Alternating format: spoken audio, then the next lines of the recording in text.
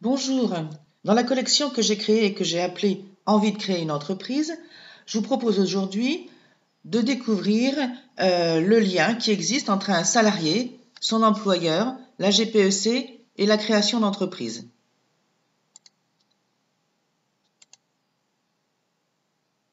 Alors, voici donc 4 acteurs de la mobilité professionnelle et du développement économique et 2 outils de la GPEC que voilà et que l'on va appeler essaimage et intrapreneuriat à utiliser sans modération.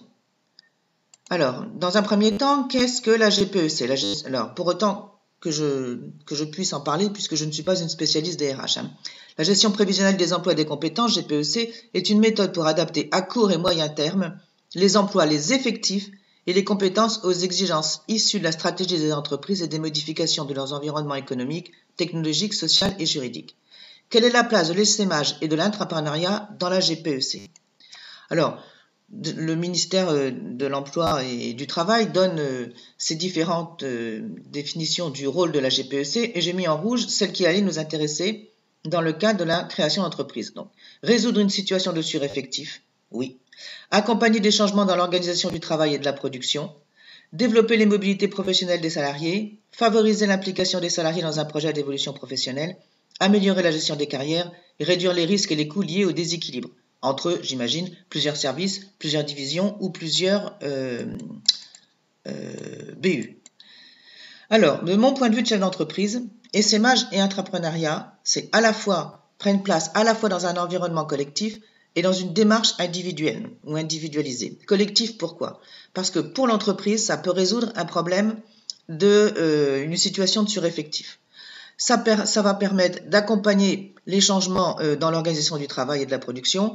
Ça va être, on a peut-être un service qui est en sureffectif, un autre qui est en sous-effectif, et on peut très bien réorganiser l'entreprise, par exemple, supprimer ou externaliser une fonction, comme le commercial ou ce qui se fait dans beaucoup, ou les RH, ce qui est très, très externalisé.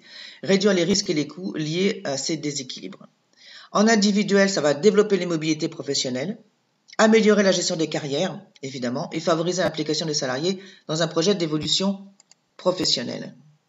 Alors, toujours dans mon point de vue de chef d'entreprise, proposer un essaimage, c'est aussi craindre de voir partir ceux que l'entreprise estime être les meilleurs, ceux qu'on voudrait voir rester. C'est donc un risque à assumer. Gérer les départs, c'est aussi le rôle de la GPEC. Donc la GPEC, anticiper le départ des salariés clés, identifier les potentiels dispo en entreprise, former les salariés à de nouvelles compétences, favoriser la mobilité professionnelle intra-entreprise, intra-service, intra-filiale, présenter le projet aux instances représentatives indispensables. Objectif, accompagner les salariés volontaires pour la création de leur entreprise. Les conditions du succès. Les salariés doivent être volontaires et pas désignés. C'est-à-dire qu'on ne va pas décider dans le bureau des RH à qui on va proposer de créer une entreprise. Bien informer de ce qu'est la posture chef d'entreprise, ça c'est important parce qu'on ne s'imagine pas tout ce que ça peut représenter par derrière, surtout quand on n'en a jamais été à son compte.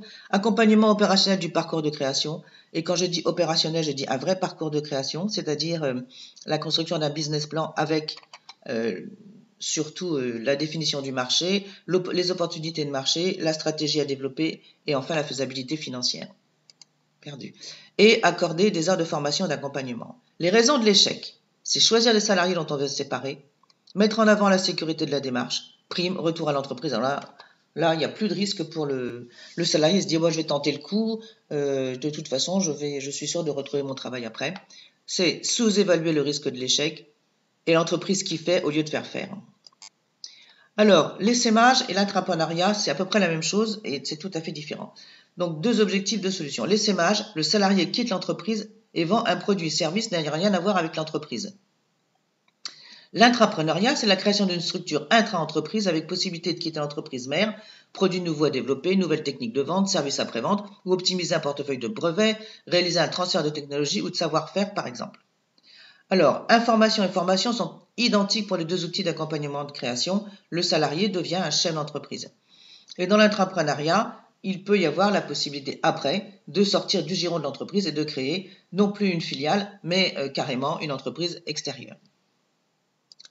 Alors, il faut oublier, là je vous donne trois types d'essaimage et je dis il faut oublier le point 1 qui ne tient pas compte des individus et ce qui fait hors anticipation. Donc on distingue communément trois formes d'essaimage entrepreneurial. L'essaimage à chaud ou social. Dans ce cas de figure, la société essaimante met en place un dispositif fortement incitatif pour résoudre un sureffectif ou une restructuration par exemple. C'est la forme d'essaimage la plus répandue, c'est la plus mauvaise. C'est assurer l'échec. L'essaimage à froid, il émane principalement de l'initiative de salariés au sein de sociétés menant une politique valorisant la mobilité externe. C'est généralement le cas de quelques grands groupes. Et puis l'essaimage stratégique qui repose sur la volonté de réussite et une réelle cohésion des parties. L'essentiel de la GPEC est donc la prévision et l'anticipation. Slide suivant.